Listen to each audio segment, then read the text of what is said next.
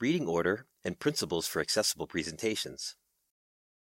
The order of the objects on your slides determine how your content will be presented to screen reader users and to other users of assistive technology.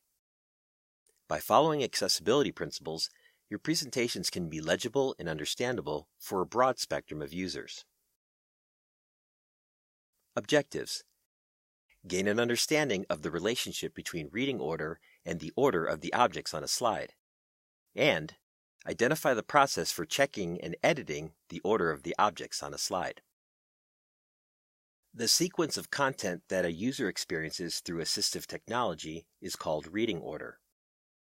For example, by default, the objects on a slide will be read by screen reading software in the following order: slide title, other placeholders as they are ordered in the slide's layout, and any objects added to the slide. Although it is best to use slide layouts whenever possible, there may be times when you need to add additional objects to a slide, and creating a custom layout in the Slide Master does not seem practical. To demonstrate this concept, I'm going to show you how I created the example file for this section. I'll open PowerPoint for Windows, select the gallery theme for a new presentation, and insert a new slide using the comparison layout.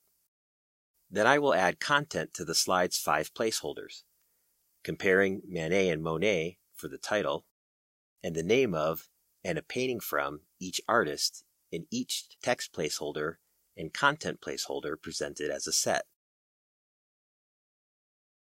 I want to add the name of both works of art to this slide, so I'll add a text box under each painting by selecting Insert Text Box. Because these added objects are not part of the placeholder structure in the comparison layout, adding them has created an illogical reading order. The names of both paintings will be read last. I'll use the selection pane to check and edit the reading order of this slide. To view the selection pane in Windows or Mac, select the Home tab, select the Arrange tool, and click on Selection Pane from the drop-down menu. The selection pane will appear in the right-hand sidebar. The pane shows a list of all of the objects on my slide. When I select an object in the list, it is highlighted on the slide. The name of an object is based on its type. Objects are also numbered based on their type. Placeholders are numbered first based on their order in the layout that was used to create the slide. Then, objects that were added to the slide are numbered according to the order in which they were added. The reading order for the objects listed in the selection pane is bottom to top. At first, this may seem illogical, but it helps to think of each of the objects in the pane as a layer. The 2 text boxes that I added appear at the top of the list, meaning they will be read last by a screen reader. However, I want the title for Manet's painting to be read after his artwork and before Monet's name. To make this change in the order, I'll click on the text box for the title of Manet's painting and drag it down until it is in the correct place in the selection pane. PowerPoint for Windows also has up-down arrow buttons that I can use to reorder things. To the right of each object is an icon that looks like an eye. Clicking on this icon will hide the object visually in the slide, but it will still be read by screen reading software, so use this with caution. The Arrange drop-down menu on the Home ribbon also includes 4 options to change the visual position and reading order of a single object. Bring to front moves an object to the top layer, meaning it will be read last by a screen reader.